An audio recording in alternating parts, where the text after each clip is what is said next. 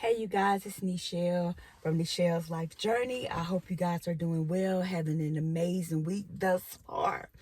Um, I am getting ready to meet with the client, but was having a little breakfast. I got me something to drink. Went to Bojangles. I done ate most of my biscuit, but anyway. So today's video is about how having the fat girl syndrome almost took me out of this world. And if you don't know what the fat girl syndrome is, in my eyes and in my mind, let me put that out there. Let me put this disclaimer out there. I am not saying that fat girl syndrome is something real. This is something that fat girl syndrome is something that I diagnosed myself as being when I went through this situation. So the fat girl syndrome is what Nichelle, thinks of as when a person that is fat has low self-esteem and they really don't feel like they are capable of meeting that person to love them and care about them and actually be wanted. So that is what fat girl syndrome is to me. But anyway, so I met this young lady that lived like right up the street from me and we became friends. So she was telling me about her brother because she saw that I was single. So she was telling me about her brother. And I was like, nah, nah, because I already had 2 kids. And I was just like, nah, nah, nah. So finally, she was like, well, he'll be coming home and we're going to give him a cookout. So I want you to come to the cookout. So I was like, okay, I'll come to the cookout, but I ain't really, trying to talk to nobody. So I decided to go to the cookout. So he looks at me, he talks to me, she introduces us, we talk or whatever. So he leaves. So I'm not thinking no more about it. And his sister only lived like right up the street from me. So the next day, his sister had sent him to my house. And I was basically like shocked that he came to my house or whatever. And, we had a conversation or whatever. He was telling me like the plans that he had since he was out and, what he planned to do and everything. So I was like, okay, that's good, wishing him well. At the time, I was on welfare. I was working. I had a fast food job. I was working. I had 2 kids. So I was getting food stamps too. So it was basically like I was just a come up from him for him, like when he got out of jail. Because he would have had to stay with his sister, and there was already a couple of people staying at his sister's house. So it was kind of crowded up there because she was one of them people that, like, if she seen that you was in need, she would actually take you in.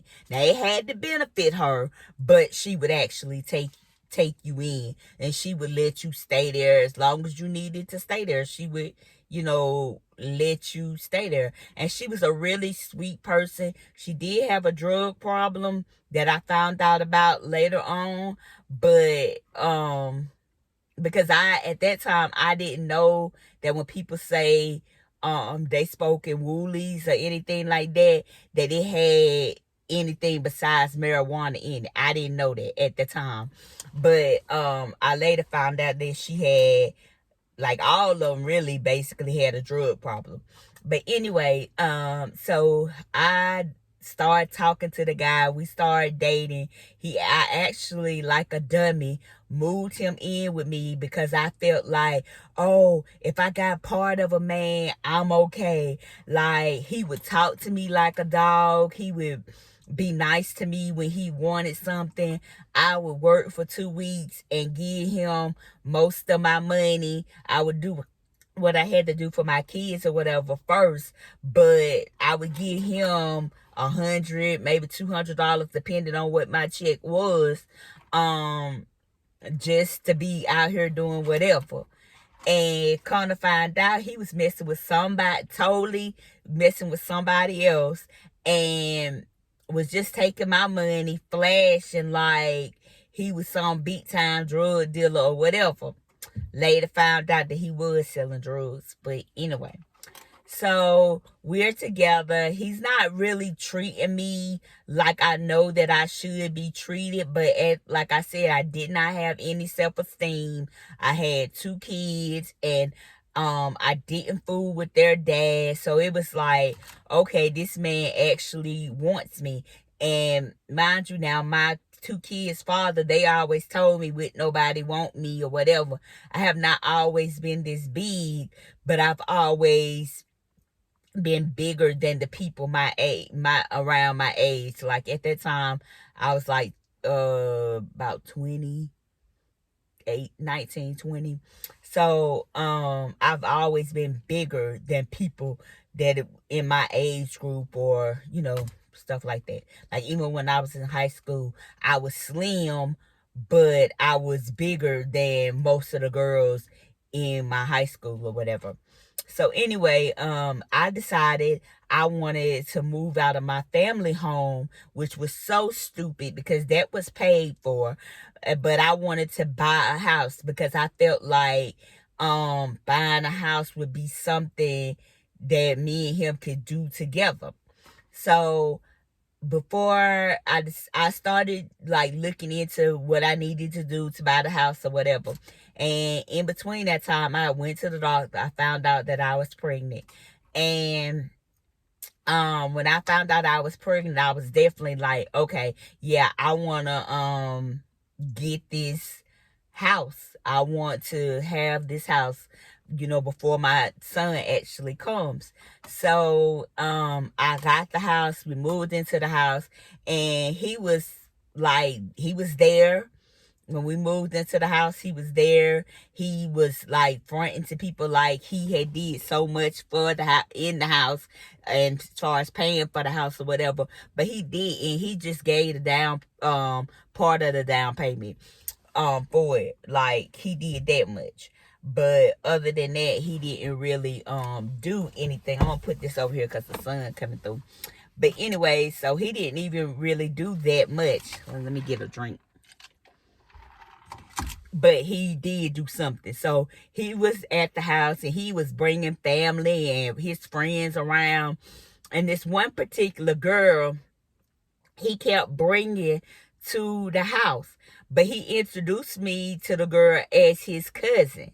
So I just took it for what he said. It never dawned on me that this man would be bold enough to be messing with some girl in my house. Well, I had a son that was going through some changes as far as with his behavior and stuff, and he had to be placed in like a facility to help him, get his emotions and get all this anger and whatever's going on with him. So that place was like it was like out of town. So every Friday we would go and pick him up and then have to take him back on Sunday. Well, I had a car, but it wasn't a car that I could get down there and get back with. And I was pregnant. So he used to take me down there and pick my son up and help, take him back or whatever. And this one particular time I was supposed to take him back and he didn't even show up for me to take him back. So I drove my car, got stranded down there. God just was with me because it was a gentleman that helped me fix my car to be able to get myself back home. And it was a whole mess. So I get back home, my phone ringing off the hook. It's some girl calling me, telling me that he got her pregnant too, and she was due a couple of months after me.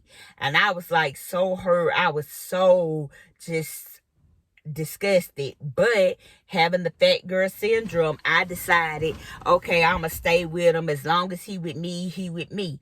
But he was just dogging me out. He was like talking to me any kind of way. He was actually bringing the girl in my house. And she told me, she was able to tell me everything basically in my house and everything, even my kids. She knew about what was going on with my son. And yes, my son is fine now. He's fine. But anyway, she was able to tell me all of that. And it was just like, I couldn't believe it. I could not believe that he would have done me like that. And his whole family knew about this girl. And none of them, even though his sister that was supposed to be my friend, even she did not say nothing. Now, it was another neighbor that would tell me, don't trust them, don't trust them. But, I didn't think nothing like he would do nothing like that to me. Why? I don't know, but I didn't. So anyway, I decided, okay, I'm finna leave him alone once and for all. I'm not finna deal with this no more. I'm finna have some kind of self-respect about myself and leave this man alone. Well, what happened was, I decided, like I said, I was gonna leave him alone. And then I was going to work. At this time I had a better job because I was working at the hospital. I had went to school and I got my CNA, so I was able to get a job as a CNA at the hospital, which was more money than I had been making in fast food. So I was doing better. I had to be doing a little better to be buying a house. But anyway, so I was at work, and I'd be going, crying, upset, and I had friends at work, and they were like, Nichelle, we're gonna take you out. And I was like, nah, I don't want to go out. I'm gonna just stay at home. And I had my son July 4th of 2000, excuse me.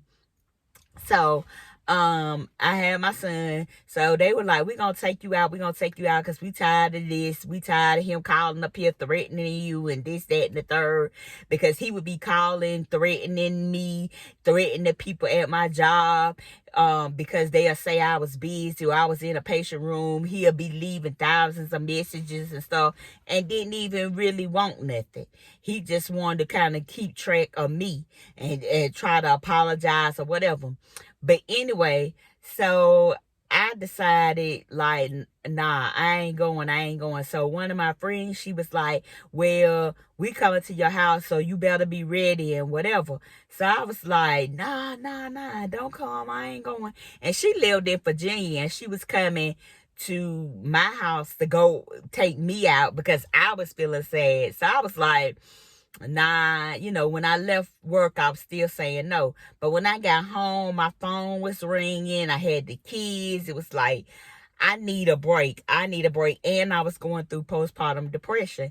So I was like, yeah, I need this break. So he started calling. And I was like, look, I'm going out. I'm finna live my life. You just go on. And I don't even know where I got this confidence from to be even talking to him like that.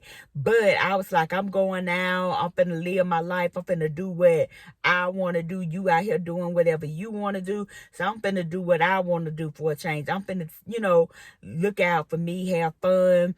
I'm here with these kids. And why I felt the need to be explaining something to him, I really don't know. But I did. And so he was like threatening me. You better not go out. I'm watching you, da da da. I was like, I'm going. So I decided to go ahead and go. Me and my friends, we went out. It was like 4:00 in the morning.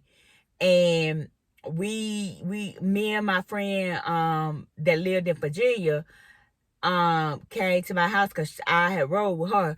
So she was dropping me off, and I was like, you got to be to work in the morning. You got some clothes in your car. So why don't you just stay here and then you can go ahead to work, because it don't make no sense. It's 4:00. You got to be to work at 7. So it makes no sense for you to drive all the way back to Virginia and then come back to Winston to go to work.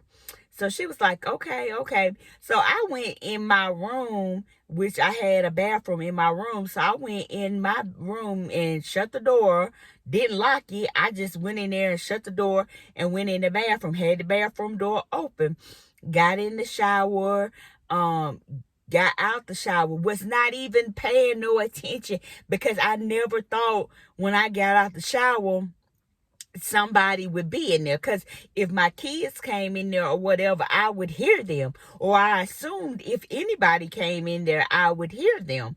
But I didn't. So I came out the bathroom and he was standing right there. I walked right into his hand. His hand was around my neck. And I was like, just trying to hit at him to try to let get him to let me loose. But he kept on. He was like, I told you not to go nowhere. I told you not to go nowhere. And so I was just kicking and kicking him, and he let loose a little bit, and I was just screaming. And I was just hitting him, trying to get him to let me go.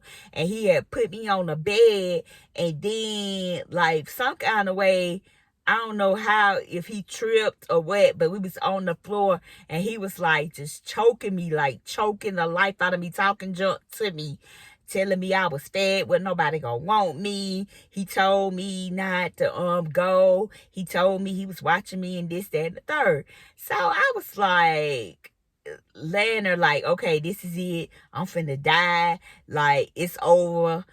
You know, I'm just glad my kids ain't in here to see this. Next thing I know, the door comes down. When I say it came down, it came down. It was like, boom, like that.